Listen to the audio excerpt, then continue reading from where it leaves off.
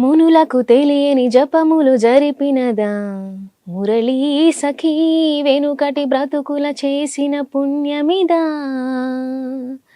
తనువున నిలువున తొలచిన గాయముని తన జన్మకి తరగని వరముల సిరులని తలచినదా కృష్ణ నిన్ను చేరింది అష్టాక్షరిగా మారింది ఎలా ఇంత పెన్నిధి వెదురు తాను పొందింది వేణుమాధవాని సన్నిధి గాగ్గరి గరి సరి గాగ్గరి సరి గపద సాసద పగరి సరి గపద పద గక పద దా దా పగరిగా. హాయ్ హలో నమస్తే వెల్కమ్ టు దాత్రి టీవీ. నేను మహాలక్ష్మి. ఈ రోజు మనతో పాటు ఒక స్పెషల్ గెస్ట్ అయితే ఉన్నారు. వాళ్ళే రేవతి సమిట గారు. మరి వారితో మాట్లాడదాం. ఏంటంటే ఈవిడ మల్టీ టాలెంటెడ్ అండి. కూచిపూడి డాన్స్, అట్లాగే పెయింటింగ్స్ అంటే మామూలువి కాదనమాట, మనం చూసుకోవచ్చు. ఇంకా ఆవిడ ఆర్టిస్ట్ కూడా. మరి వారితో మాట్లాడేద్దాం. హాయ్ రేవతి, ఎలా ఉన్నావు? బాగున్నాం. నమస్తే. అంటే చిన్నదాని అని నేను పెట్టలేదు, నమస్తే. అయితే ఇప్పుడు మనం యాక్చువల్ గా చూసుకుంటే మూవీస్ గురించి మాట్లాడుకుంటే క్లాసికల్ డాన్స్ కి సంబంధం ఉంది, ఎప్పటి నుంచో ఉంది. క్లాసికల్ డాన్స్ వచ్చిన వాళ్ళు ఈజీగా ఆ హావభావాలు అనేవి చాలా ఈజీగా చేస్తారని చెప్పేసి.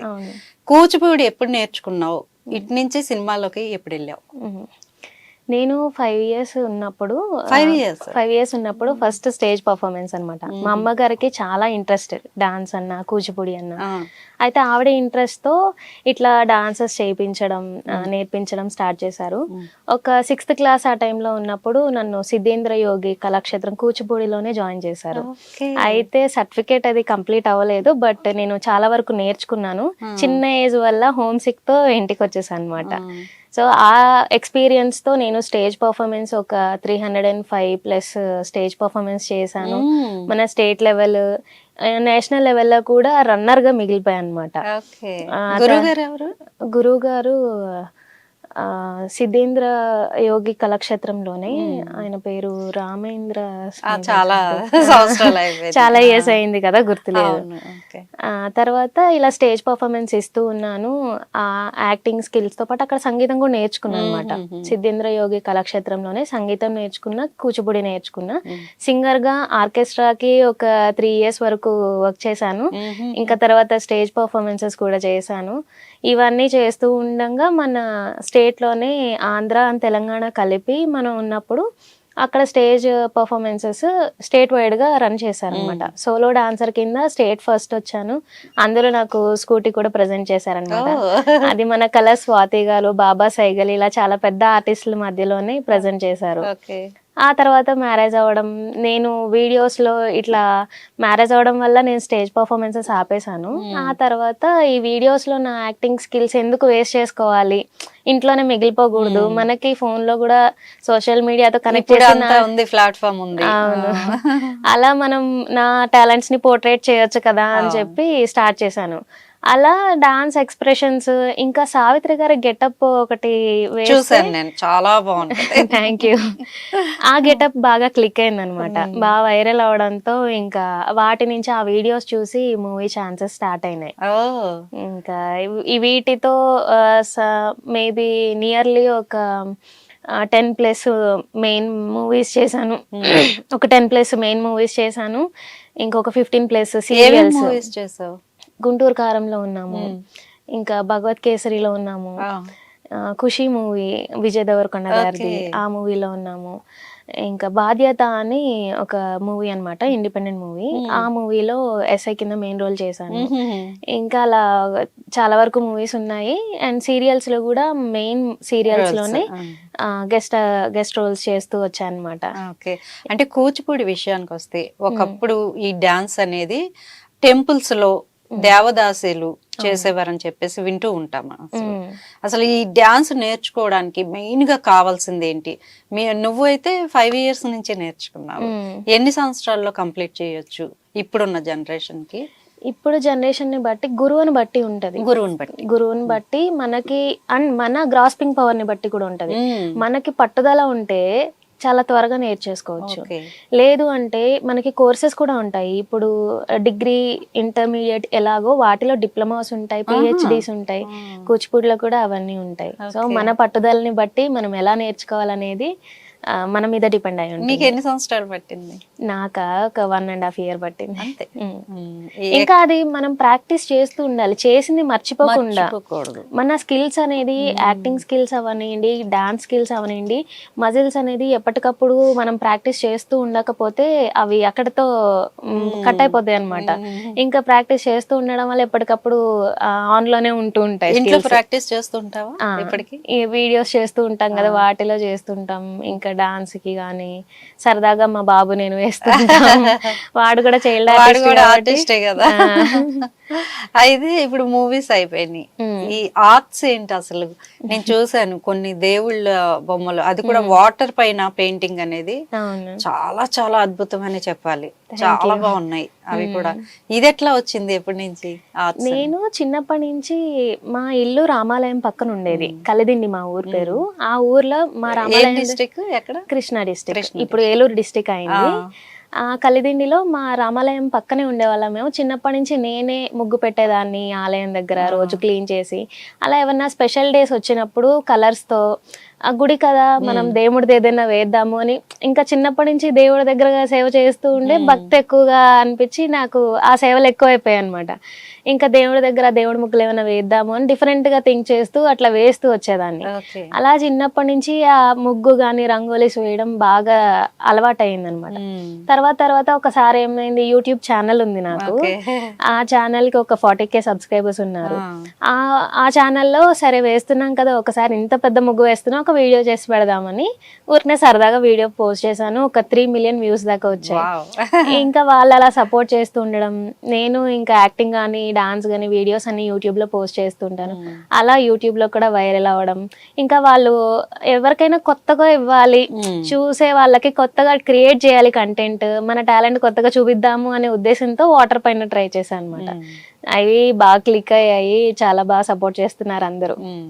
ఇప్పుడు కూచిపూడి అంటే క్లాసికల్ డాన్సర్ అనగానే ఒక సెన్సిటివ్ మైండ్ ఉంటుంది. మూవీస్ టోటల్ గా డిఫరెంట్, రకరకాల మనుషులు మనకు సెట్ లో చుట్టూ, అంత వాతావరణం గజిబిజిగా ఉంటుంది. అసలు ఎలా సెట్ అవ్వగలిగేవు మూవీస్ లో? ఫస్ట్ లో కొంచెం ఇబ్బంది పడ్డాను నేను. ఇబ్బంది పడిన తర్వాత మెల్లమెల్లగా ఈ ఫీల్డ్ ఇంతే అని అర్థమైంది. కూచిపూడి ఉండే ట్రెడిషనల్ ఆర్టిస్ట్ కిను మూవీస్ లో చేసే ఆర్టిస్ట్ కి చాలా డిఫరెన్స్ ఉంటుంది.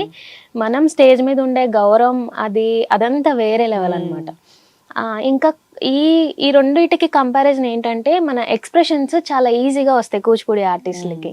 సో దానివల్ల మూవీస్ లోకి ఈజీగా తీసుకోవడం, అక్కడ ఎక్కువగా రన్ చేయడం జరుగుతుంది. కానీ రెండింటికి డిఫరెన్స్ చాలా వేరే అన్నమాట. సీరియల్స్ ఏంటి దాని విషయానికి వస్తే? సీరియల్స్ ఈ మూవీస్ లో యాక్ట్ చేసిన వీడియోస్ కానీ, లేకపోతే అందులో పరిచయమైన మేనేజర్స్ కానీ, ఆర్టిస్టులు కానీ, నాకు ఫ్రెండ్స్ చాలా మంది కో ఆర్టిస్టులు ఉన్నారు. సత్య అక్క కానీ, శాంతి అక్క కానీ, వీళ్ళందరూ చాలా సపోర్ట్ చేసి, ఇంకా తెలిసిన మేనేజర్స్ కాంటాక్ట్స్ ఉంటాయి కదా, ఈ అమ్మాయి చాలా బాగా చేస్తుందండి, ఆర్టిస్ట్, కూచిపూడి ఆర్టిస్ట్ చాలా బాగా చేయగలదు అంటే, వాళ్ళు అలా నెంబర్ ని ఫార్వర్డ్ చేయడం, వాళ్ళు నా వీడియోస్ చూడడం, మేనేజర్స్ వాళ్ళు చూసి వీడియోస్ చూసి చాలా బాగా చేస్తుంది ఇవిడ అని అట్లా ఆడిషన్స్ పెట్టి తీసుకోవడం జరిగింది అనమాట. అంటే ఇండియాలోనే ఇచ్చావా పెర్ఫార్మెన్స్ అనేది, స్టేజ్ పెర్ఫార్మెన్స్? వేరే దేశాల్లో కూడా? ఇండియాలోనే ఇచ్చాను. ఓన్లీ ఇండియాలో? ఏ ప్లేసెస్ లో ఇచ్చుంటావు? ఇండియాలో మన విజయవాడలో చేశాను.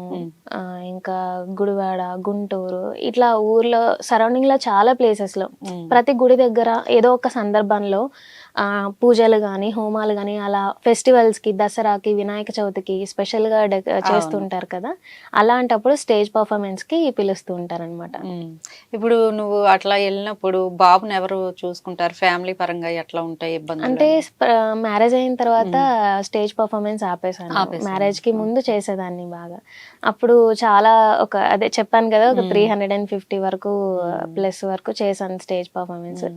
అన్నీ మా పేరెంట్స్ బాగా సపోర్ట్ చేసి, మా మదర్ అయితే ఎంత లేట్ అయినా సరే ఆవిడ ఓపిక్గా మమ్మల్ని తీసుకువెళ్ళి డాన్స్ పర్ఫార్మెన్స్ చేయించేవాళ్ళు. ఆవిడ ఇంట్రెస్ట్ వల్లే ఆ డాన్స్ అనేది అప్పటి వరకు వచ్చింది. ఇంకా మ్యారేజ్ తర్వాత నా ఇంట్రెస్ట్ తో నేను కంటిన్యూ చేసుకుంటూ అంటే వచ్చాను. మీ హస్బెండ్ ఎలా సపోర్ట్ చేస్తారు? ఆయన బాగా సపోర్ట్ చేస్తారు. ఏ దేనికైనా సరే నీ టాలెంట్ ని, అందరికీ ఉండదు టాలెంట్, సో నీ టాలెంట్ ని ఆపడానికి నాది అర్హత లేదు నాకు, సో నీ టాలెంట్ వరకు నువ్వు ఎంత వరకు వెళ్ళగలవో వెళ్ళు అని చెప్పేసి అన్నారు. సింగింగ్ లో పాటలు కూడా పాడాను అన్నావు, ఏం పాటలు పాడుంటావు? అంటే మూవీస్ కి ఏం చేయలేదు, ఆర్కెస్ట్రాకి వెళ్ళా అనమాట. ఆర్కెస్ట్రా బయట మన మోహన్ ఆర్కెస్ట్రా భీమవరం సైడ్ చాలా ఫేమస్. అక్కడ మ్యారేజెస్ అయ్యాయి అంటే ఆర్కెస్ట్రా కంపల్సరీ. అవును, ఆ ఫేమస్ ఆర్కెస్ట్రాస్ లోనే వర్క్ మాకోసం ఒక చేశాను. పాట పాడతావా, నీకు నచ్చిన పాట ఏదే? మునులకు తెలియని జపములు జరిపినదా మురళీ సఖీ, వెనుకటి బ్రతుకుల చేసిన పుణ్యమిదా, తనువున నిలువున తొలచిన గాయముని, తన జన్మకి తరగని వరముల సిరులని తలచినదా, కృష్ణ నిన్ను చేరింది అష్టాక్షరిగా మారింది, ఎలా ఇంత పెన్నిధి వెదురు తాను పొందింది, వేణు మాధవాని సన్నిధి, గాగ్గరి గరి సరి గాగ్గరి రి సరి గపద సాసద పగరి సరి,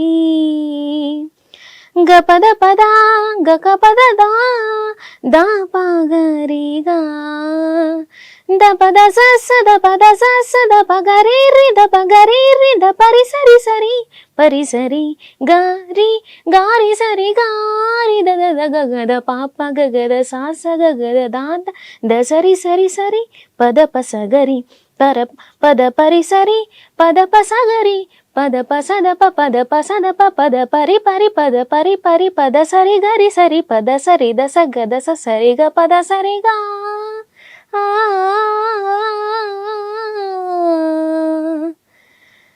రాధికా హృదయ రాగాంజలి, నీ పాదముల వ్రాలు కుసుమాంజలి, ఈ గీతాంజలి. సూపర్, అంటే అస్సలు ఊహించలేదు. చాలా రోజులు అవి మాకు కూడా అర్థం కూడా కావాలన్నమాట. అంటే ఓన్లీ ఇట్లా డివోషన్ సాంగ్స్ ఏనా, లేకపోతే ఇంకేమైనా ఏ సాంగ్ అయినా పాడగలుగుతావు? మరి ఇంత మల్టీ టాలెంట్ పెట్టుకొని, అదే బాబు పుట్టిన తర్వాత కూడా చాలా మంది పిల్లలు పెద్ద అయ్యాక కూడా వాళ్ళ టాలెంట్ ని ఆపకుండా ఇచ్చేస్తున్నారు. మరి నువ్వు కూడా ఎందుకు స్టార్ట్ చేయకూడదు? మళ్ళీ చేస్తాను తప్పనిసరిగా. నేను నా టాలెంట్ ని హైడ్ చేసుకోవాలనుకోవట్లే, అందరికీ వచ్చే అదృష్టం కాదు అది, దేవుడి దయ వల్ల ఆ స్కిల్స్ వచ్చాయి, అవి నేను ఎప్పటికప్పుడు ఇంప్రూవ్ చేసుకుంటూనే ఉన్నాను. బాబు డ్రాయింగ్ తో నేను సింపుల్ గా నా కొడుకు డ్రాయింగ్ నేను వెయ్యాలి అన్న ఉద్దేశంతో నేను స్కిల్స్ స్టార్ట్ చేసుకున్నా. డ్రాయింగ్ స్కిల్స్ కానీ ఇవన్నీ ఎప్పటికప్పుడు ప్రాక్టీస్ చేస్తూ డెవలప్ అవుతూనే ఉన్నాను. ఇంకా కొంతమంది తెలిసిన వాళ్ళు నాకు పేమెంట్ కి కొంచెం డ్రాయింగ్ చేయగలరా అని అడుగుతుంటే వాళ్ళకి కాస్త చేసి పెడుతున్నాను. బాగుంది నాకు ఇలా స్కిల్స్ ఉండడం, అందరు ఇలా రెస్పెక్ట్ చేయడం, చాలా హ్యాపీగా ఫీల్ అవుతున్నాను. దేవుడి దయ వల్ల ఇదంతా అనుకుంటున్నాను నేనైతే. ఓకే, కూచిపూడి ఒకటేనా, ఇంకేమైనా నేర్చుకున్నావు? అంటే వేరే వేరే ఉన్నాయి కదా, కథక్ అని ఇంకా భరతనాట్యం అని. లేదు, కూచిపూడి ఒకటే నేర్చు. ఎందుకు కూచిపూడి పైన ఎంత ఇంట్రెస్ట్ మీకు? అంటే ఒక ట్రెడిషనల్ మైండ్ సెట్ నాది. మా చెల్లి వాళ్ళు వీళ్ళందరూ అంటూ ఉంటారు, అక్క నువ్వు పూర్వకాలంలో పుట్టాల్సిందని అని. నాకెందుకో అట్లా డివోషనల్ గా ట్రెడిషనల్ గా ఉండడం. కూచిపూడిలోనే పళ్ళెం పైన డాన్స్, ప్లేట్ పైన తలపైన దీపాలు పెట్టుకుని చేతుల పైన వీడియోస్ అవి ఉన్నాయా? ఉన్నాయి. Super super. అయితే అవి దాని వల్లనే ఇంకా స్టేట్ లెవెల్ ఫస్ట్ ప్రైజ్ వచ్చింది ఆ కూచిపూడి ప్లేట్ పైన. ఒక్కోసారి అయితే కొన్ని చోట్ల మేము ప్లేట్ మర్చిపోయి వెళ్ళిపోయిన రోజులు ఉన్నాయి. అవి గుళ్ళో ఉన్న ప్లేటర్స్ కి అయితే అంచులు షార్ప్ గా ఉండే, వాటి పైన చేస్తూ ఉంటే అవి గుచ్చుకుని బ్లడ్ వస్తూ ఉండేది, కానీ అక్కడ ఆపకూడదు, ఓన్లీ డాన్స్ చేయడం మాకు ఇంపార్టెంట్ అని చెప్పి చేసిన రోజులు కూడా ఉన్నాయి. పెయిన్ కూడా ఉంటుంది. పెయిన్ ఉంటుంది. ఈ తలపైన ఒకటి, తలపైన దీపాలు అన్ని బ్యాలెన్స్ చేసుకుంటూ చేయాలన్నమాట. బెస్ట్ కాంప్లిమెంట్ ఎవరు ఇచ్చారు నీకు ఫస్ట్? ఎవరైనా బెస్ట్ కాంప్లిమెంట్, ఫస్ట్ కాంప్లిమెంట్ ఎవరిదైనా అమ్మదే. అమ్మ తర్వాత బయట వాళ్ళు ఎవరైనా, బయట నీ డాన్స్ చూడడానికి వచ్చిన వాళ్ళు అట్లాంటి ఇక్కడ ఏంటంటే మన స్టేట్ లెవెల్ ఫస్ట్ ప్రైజ్ వచ్చినప్పుడు గెస్ట్లు జడ్జెస్ ఉంటారు కదా, జడ్జెస్ వాళ్ళు అబ్జర్వ్ చేస్తున్నారు. అప్పుడు ఫస్ట్ ప్రైజ్ కి సెలెక్ట్ అవుతానో లేదో తెలియదు, ఇంత పెద్ద పర్ఫార్మెన్స్ అని అమ్మ వాళ్ళకి తెలియదు. సో నన్ను ఒక్కదాన్ని పంపించారు. జనరల్ గా తను చేసుకోగలదు కదా, బాగా అలవాటు అయిందని పంపించారు. హైదరాబాద్ శిల్పకళా వేదికలోనే జరిగింది ఈ కాంపిటీషన్. అక్కడ ఏమైందంటే నేను చిన్న ఏజ్ కాబట్టి అడ్జస్ట్ చేసుకోవడం కుదరలేదు. ఏమైంది, ఒక చోట పిన్ ఊడిపోయి నాకు గుచ్చుకుంటుంది.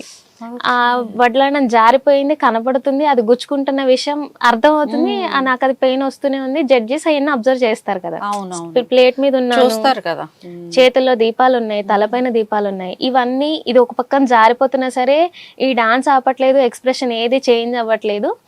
ఆయన అనౌన్స్ చేసేటప్పుడు, ప్రైజ్ అనౌన్స్ చేసేటప్పుడు చెప్పారనమాట, తిను ఇంత పర్ఫెక్ట్ గా చేస్తుంది, ఒక పక్కన తనకి ఇంత హర్ట్ గా ఉన్నా సరే నేను చాలా బాగా అబ్జర్వ్ చేశాను, చాలా మంచి విషయం, ఇది చాలా గ్రేట్ ఆర్టిస్ట్ అమ్మా మీరు అని చెప్పుకోగడారు. అది నేను మర్చిపోలేను. ఇంకా ప్రాక్టీస్ చేస్తున్నా ఉన్నావు కాబట్టి నువ్వు ఇంకా మంచి మంచి సినిమా ఆఫర్స్ కూడా రావాలని మా ఛానల్ తరఫు నుంచి మేము కూడా కోరుకుంటున్నాం Revathi. Thank you so much. Thank you very much. So చూస్తూనే ఉండండి, ఇలాంటి మంచి మంచి ఇంటర్వ్యూస్ తో మేము ముందుకు వస్తూ ఉంటాము. ధాత్రి టీవీ.